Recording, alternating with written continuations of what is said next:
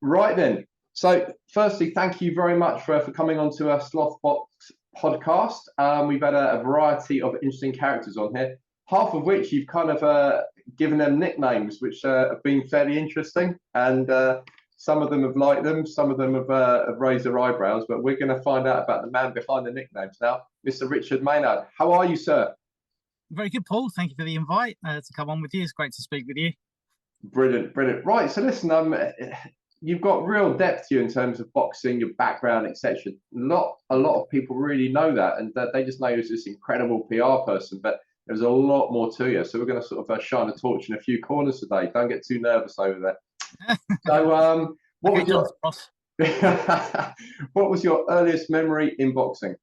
Uh, Watching Mike Tyson on ITV when he used to fight about 2 o'clock in the morning with my mum, going downstairs to watch him, and all those big fights like Trevor Berbick and Larry Holmes, all those early fights. A lot of them were on ITV. I don't know if you might be a bit too young for that, but they were quite early. So that was my earliest boxing memory of getting into it, and, and then I wanted to work in the business somehow. And luckily, when I was doing a fitness course, my teacher at the time at college, she recommended I go to Sheffield, who knew her uncle knew someone in Sheffield who was a boxing trainer, and would I like to go there for work experience? I didn't know who it was or where I was going really, apart from Sheffield. Never been. I lived in Cambridge, never left Cambridge, so to go to Sheffield, I was just like a bit strange. So I went up there, went to the gym, and it was Brendan Ingle and Naseem Hamed, like an 18-year-old Naseem Hamed, 17, 18, and he was in the gym at the time. So that was my first introduction to professional boxing. Outstanding! Wow. I mean, we're gonna come back to the Winkerbank gym in a minute, but Yeah. quick question. I believe you boxed as an amateur. Yeah, I boxed at Cambridge ABC as a light heavyweight. Without being modest, nothing great to report. But yeah, it was more for the experience. I enjoyed the boxing. It was the Eastern Counties. I got to Eastern Counties novice finals. But yeah, I used to box all over Lowestoft, Kings Lynn, Great Yarmouth, Beccles. It was just all in the Eastern Counties. But look, it was a great experience. I got in the ring, and it was just good to experience that side of things. Wow, outstanding! Yeah, I mean, obviously, it wasn't just like two amateur fights. You mentioned about a dozen venues there, and you certainly progressed. So that's Yeah, yeah. incredible. So coming back to the Winkerback gym, you mentioned about Naseem Hamed. So I mean, there were some other characters there at the time as Yeah, well. yeah, Obviously, Johnny Nelson, I'm guessing, and yeah, yeah. Johnny Nelson was there. Ryan Rhodes was just finishing his amateur career and just turning into the professionals. Junior Witter, Pele Reid, John Thaxton, Ishan Pickering, Dave Caldwell, Clifton Mitchell, um, Chris Saunders, who was, I don't think he's involved in boxing anymore, but I think he was a manager for a while, manager or trainer for a while. Um, yeah, that was the majority of names. This was sort of the 93, 92, 93 period, 94, around that sort of period. incredible, absolutely incredible. Wow, I mean, that's some But that was incredible names there. obviously been in Brendan's gym, and it's not so much. It's obviously the boxing's fabulous there, but it was the education about life and everything that he does in the community, and it was just incredible to witness. And Brendan's is a legend in the sport, and to have known him and to speak to him and have time with him, now I look back on it and just think, wow, what an incredible man, and to have that time and experience with him you just can't buy it. Yeah, absolutely. I mean, a privileged would be well, it wouldn't be a word strong enough to kind of describe to have spent time around the man like that. So incredible gym, incredible ethics, and as you say, an incredible sort of grounding in life. So before boxing, was there life of any form for Richard Maynard? Before boxing, no, just university. Like I said, amateur boxing. I did kickboxing when I was young. Well, say younger, about 12, 13, 14. I did kickboxing, but then gravitated towards boxing. My mum wouldn't let me do boxing. She thought it was too violent. So somehow she let me do kickboxing. But I don't, don't know how that worked. So, but yeah, prior to getting into boxing, it was just university and working and looking for a way to get into the business. Brilliant, brilliant. I'd have loved to have been a fly on the wall at the gym when Ryan Rose came in, because obviously at the time he was known as the Spice Boy when he sort of turned pro. And I remember chatting to him and asking, the Spice Boy sort of moniker disappeared sort of fairly quickly along the line. And I asked why, and he said, because I lost all my hair. So, yeah, no, we're all part of the short hair club, and it suits us. That's going to be my defense. So, if I was to say, let me put it this way: you embarked on your journey in the boxing trade with Frank Warren. So, if I was to say a warehouse, would that ring any bells at all in terms of stories? Oh, have you been digging around? I certainly have, yeah. A warehouse. Yes, a warehouse. If I was to say a warehouse to Warren, would that ring any bells in terms of when you first started working with him? No, you tell me what you know first. No. It was I believe that's it was it around maybe as you were looking to sort of maybe start working with Frank, and you were working at a warehouse at the time, or was there a first meeting? Or no, it was I was working in Cambridge. Whilst I was at university, I worked in a warehouse in the mornings quite early. Yeah, it was like a four in the morning until 7 or 8. Then I went on to uni afterwards, and then that was prior to me starting with Frank. Yeah. Brilliant. Yeah, all these little bits and pieces coming out here now, the warehouse background. So you've always got a little bit of retail to fall back on there if you want to, sort of place up some beans on a shelf, which the records I found very difficult when I used to work for Co-op. Now you've promoted some of the biggest names on the planet over several decades, and I've had the pleasure of chatting to you about everything from Johnny Tapia through to you name it, from the small hall shows through to the biggest on the planet. Now, you're involved in the Julius Francis against Mike Tyson fight, which was absolutely gigantic at the time. What was Mike like? Yeah, that first trip. That was probably my first big mega event, working with Frank at Sports Network then. So prior to that, I've been working on shows, York Hall. I think the next biggest one was a Richie Woodall Marcus Bayer fight at Telford, which was a WBC World Super Middleweight title fight, and that was probably the biggest one. And then all of a sudden, it was right. Mike Tyson's coming over in January 2000. Get your head around that, and it was like someone, like I mentioned earlier, so maybe that was 2000, so maybe 4 or 5 years earlier, you've been watching him on TV, and all of a sudden you're working with one of your idols. So it was just absolutely incredible. But there was no time to really dwell on it because it was such a manic period. There was the drama of announcing the fight, then the Home Office not allowing him in, and then Frank obviously battling to keep it all on and make sure it happened. Subsequently the government reversed the decision on the ban, and he came in. So then it was really all system. Well, it was all system go all the way, but it was just really, I don't think I even slept during that sort of month. It was just absolutely incredible, great experience. Obviously, Frank was probably the only man at the time that could bring that type of character over, that type of icon in boxing, and promote an event which sold out. In those days, it wasn't social media at all. It sold out in 2 days. I think it was just on the phone lines, telephone, box office, and it sold out 22,000 at the MEN Arena then. What was Mike like? He was I saw him when you see him in the flesh, and you think, oh, I thought he'd be taller, but he was obviously 5'11". But width wise, you just look at him and just physically, it's the physical aura and the sense of power and aura around him. That was the sort of the big factor.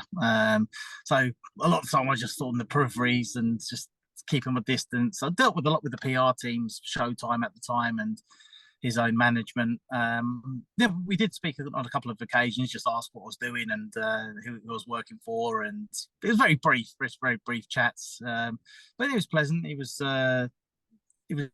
just yeah, I was a little bit awestruck because I sort of just started working with one of your heroes, and then he was a little bit, and then but then obviously on the other side you had to be professional and you'd get about do your job and work. Obviously, I was working with journalists who at the time were desperate all to get one-on-ones with Mike Tyson and can you get me a time with Mike? Can you get me Mike? It was just an impossible request. Incredible. Well, all the days before, so there's no YouTube, there's no social media. It was just hardcore written press, radio, TV. That was all your media outlets.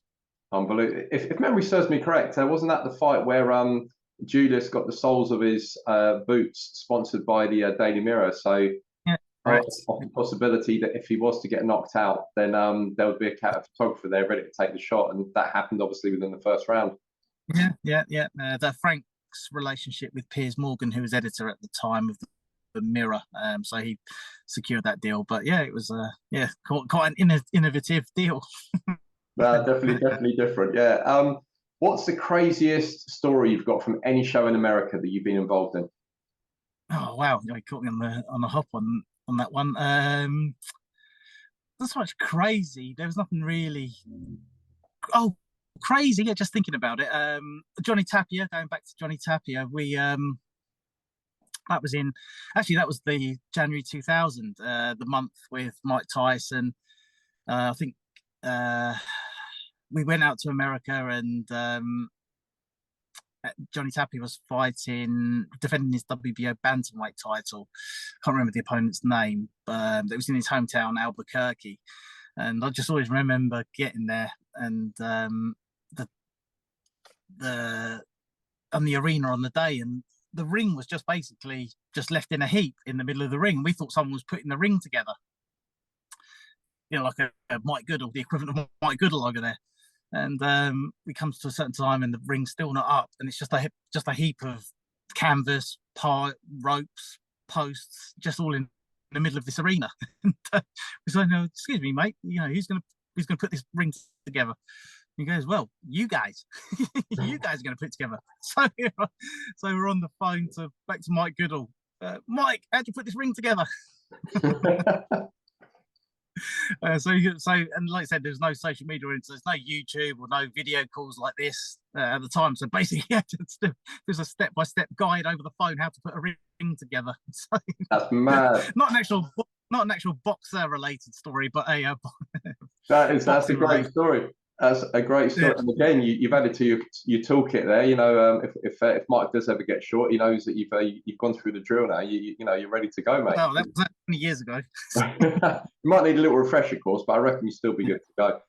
If memory serves me, that Tapia fight isn't that the one where the amnesty Frank had said if anybody sort of comes over and drops like a gun, a knife, or some sort of a weapon into this wherever it was, this centre. Then they'll get a free ticket, and if memory serves me correct, there was enough gear there to be able to fuel an army. Start a small war. Yeah. It was an incredibly innovative initiative with the local police there, the sheriff, and they did this amnesty, and the weapons that you saw that was being handed in, just like machine guns and grenade launchers, guns, knives, everything. But look, it's brilliant. He did the job. It took a lot of weapons out, and then subsequently Frank took that initiative over to a Ricky Hatton fight in Manchester prior to one of his fights at the arena, and similarly that had a great response with people handing in weapons, similar things. I don't remember seeing a grenade launcher, but handed in guns and bullets and things. But it was good initiative. Incredible. Yeah. So you left Frank Warren's outfit after a couple of decades, almost near 3 if memory serves me correct, and you set up your own PR agency. How difficult was it for you to go on your own, and did the boxing world welcome you as a solo agent? Yeah, luckily, obviously, I worked with a lot of promoters and over the time and had good relationships with people. Obviously, it was I had a great time and experience with Frank, a tremendous promoter and still is. But it was always my ambition to try and create something myself and work for myself. I think most people would like that opportunity, and luckily, yeah, I've managed to create my own PR agency and was working with a lot of clients in that field. But now I'm looking to well, I'm moving on now. I've got Strike Sports Management, where I now manage boxers.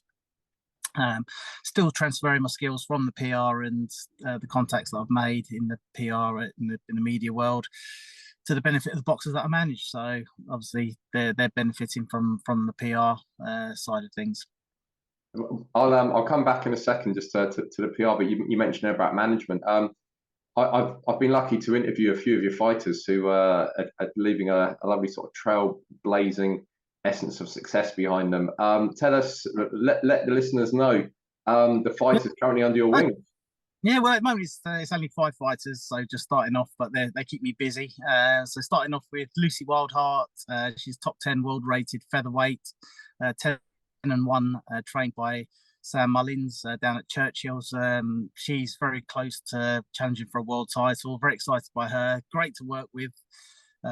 Tremendous athlete. You look at the condition of her; she's just it looks impeccable. You know, she's got abs popping out her arms, and she just looks so toned. She looks unbelievable. She can fight. So I'm really excited by her, and yeah, we've got lots of media planned ahead of her appearance on the Wasserman card on Friday, the 25th of November, at York Hall, headlined by Harlem Eubank. Is it Harlem Eubank? Yeah, Harlem Eubank, and yeah, she's on the undercard in an 8-rounder there. So yes, next year's gonna be a big year for her. So I'm really excited by her. Then Alfie Winter, he was my first sign-in. He's now 5-0. He won on Saturday. He beat Justin Menzies.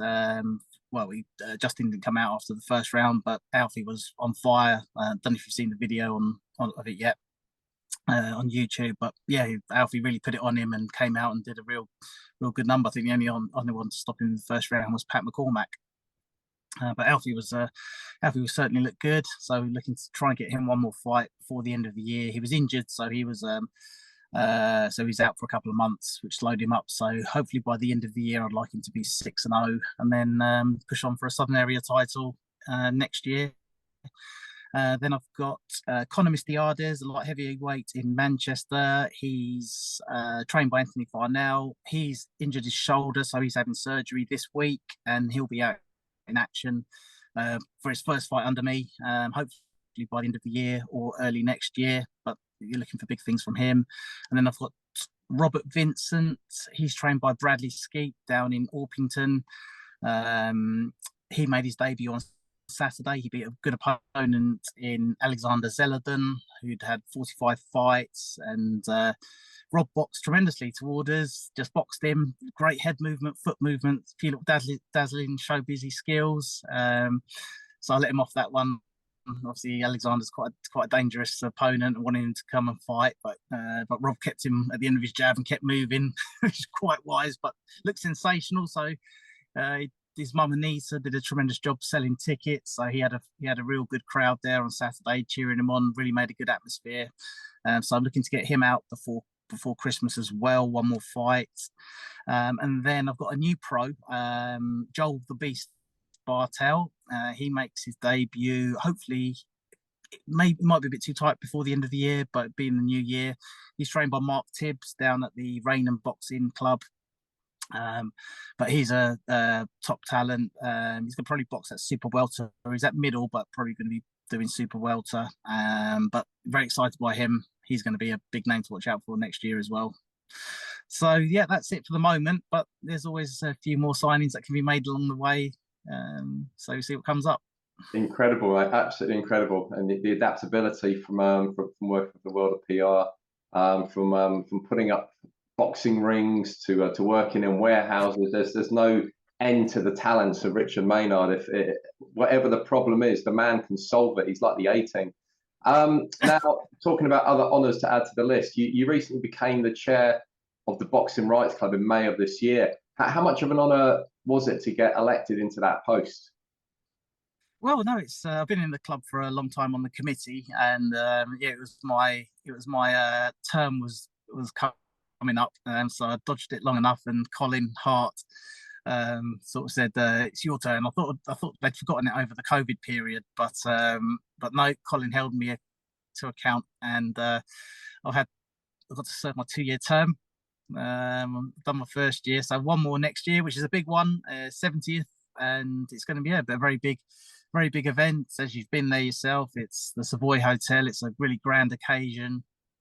You know, it brings out all the greats of British boxing. So it's going to be a great one for the 70th anniversary. But yeah, we're all looking forward to it and just starting to prepare and get everything together for it. So it'll be a big night. Outstanding. Looking forward to it as always. Right, so we're going to finish off with some quick rapid fire questions. Funniest boxer you've ever met?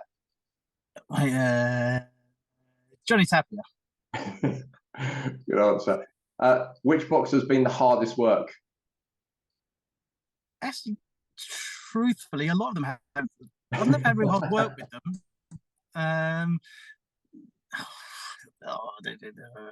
Who's the hardest? If I say one name, they're going to come after me. We'll put an NA on that one then, just to so you don't get any hits on you. You know, who do you say is the politest boxer you've ever met? Wow, the politest one. I've not had it too bad actually. I don't know if it's because I was handling PR and it was they were all quite easy to work with. The hard. Would you say which one's the easiest to work with? Polite. Oh, the politest. Like at the moment, the ones I've got now, like Alfie, Rob Vincent, they're always saying, you know, thanks for setting this up for me, messaging, thanks for doing that for me, appreciate what you do. So, yeah, I say the kids I've got now are the politest. Most unpredictable fighter you've worked with? Blowing hot and cold. Oh, Del Boy, Derek Chisora. Yeah, that was easy. You did no hesitation that one. And the final question is, what's the biggest fight you want to see in 2023? Oh, wow. Fury Joshua or Spence Crawford? Brilliant. Yeah, I'm hoping Spence Crawford. That would be the one I would love to see. As long obviously as the Fury Joshua mainstream, it's a massive, huge fight. But then Spence and Crawford, massive trade, big domestic, big fight in boxing. Yeah, absolutely. As long as they can kind of lock their contractual horns together, then that one might happen at some point. Hopefully before Bud gets too old, because obviously he's Wildheart v Serrano. Who? Lucy Wildheart v Amanda Serrano. Yes, absolutely. That would be a barn burner. Lucy is, as you said, fit as a fiddle. Serrano is as well. She brings the heat, and Lucy is, well, she's the dragon lady, isn't she? So nothing. Dragon. Yeah, the Dragon Queen. Absolutely nothing phases her at all. Yeah, there'd be sparks flying on that one. I'd love to see that one. Absolutely. Well, listen, Richard Maynard, thank you so much for coming on the podcast.